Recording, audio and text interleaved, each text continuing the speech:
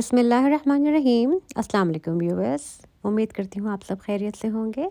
आज हम cherry blossom flower बनाना सीखेंगे और इन फूलों को बना के हमने फिर वॉल पे डेकोरेशन की है इस तरह, जो देखने में बहुत ही खूबसूरत और यूनिक लगता है। अपनी पसंद का कोई भी यार्न लेकर सबसे पहले उसमें स्लिप नॉट आपको बना लेना है। इसके बाद हम चेन स्टिच बना लेंगे। ये चेन स्टिच टोटल 4 दफ़ा बनानी होगी। चेन 1, चेन 2, चेन 3 और ये चेन 4। अब आपने सबसे पहले वाले स्टिच पे जाना है। अब जो पहला वाला स्टिच है उसमें क्रोशे हुक को इस तरह डालना है और बाहर आ जाएं, यार्न ओवर करें, फिर वापस बाहर आ जाएं। अब आपके हुक पे 2 लूप्स बने हैं, फिर यार्न ओवर करें इस तरह और दोनों लूप्स के बीच में से होते हुए बाहर आ जाएं, तो ये एक सर्कल सा बन जाएगा। फिर चेन 1 बना लें। अब हुक को यार्न ओवर करें एक दफ़ा और फिर यार्न ओवर एक और दफ़ा करें और जो सर्कल है उसके बीच में से जाएं और बाहर आके सिर्फ 2 लूप्स को यार्न ओवर करें और फिर यार्न ओवर करने के बाद 2 और लूप्स को यार्न ओवर करें इस तरह और फिर यार्न ओवर करें और बाकी 2 लूप्स को भी इस तरह गुजार लें। इसको डबल ट्रिपल क्रोशे कहते हैं।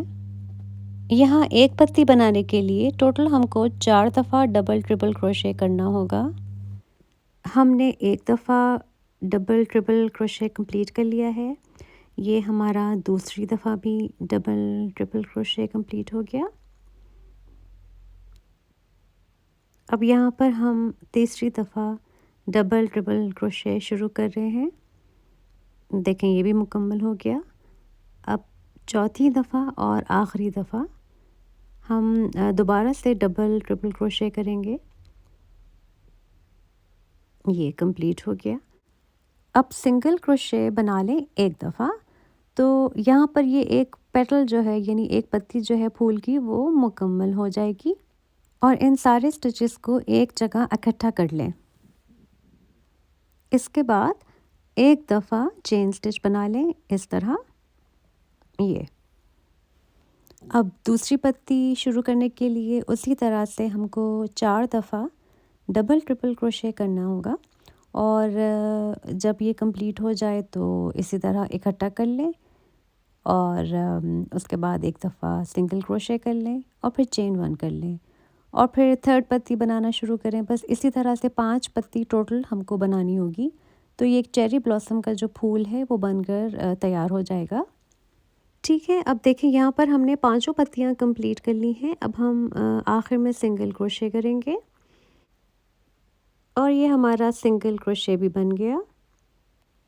अब एक दफ़ा चेन 1 कर लें इस तरह, थोड़ा सा टाइट करते जाएं यार्न को ताकि अच्छी शेप में रहे और बिल्कुल पहला जो स्टिच हमने बनाया था पहली पत्ती का वहाँ से स्लिप स्टिच कर लें यूँ। अब आखिर में उसमें एक दफ़ा और चेन स्टिच कर लें ताकि अच्छा सा सिक्योर हो जाए। यार्न को थोड़ा सा पुल करके उसको कैंची से काट दें और ये आपका फूल बनकर तैयार हो गया। ये आप पर्स में या बच्चों की फ्रॉक्स में कहीं भी इसको अटैच कर सकते हैं। यहाँ पे मैंने वॉल पे इसकी डेकोरेशन की है जो बहुत ही खूबसूरत लगता है। उम्मीद करती हूँ आपको ये वीडियो पसंद आई होगी। देखने का बहुत शुक्रिया। अगर आपको वीडियो अच्छी लगी है तो प्लीज़ इसको लाइक कर दीजिएगा और सब्सक्राइब भी कर दीजिएगा। अपना बहुत सारा ख्याल रखिएगा। अल्लाह हाफ़िज़।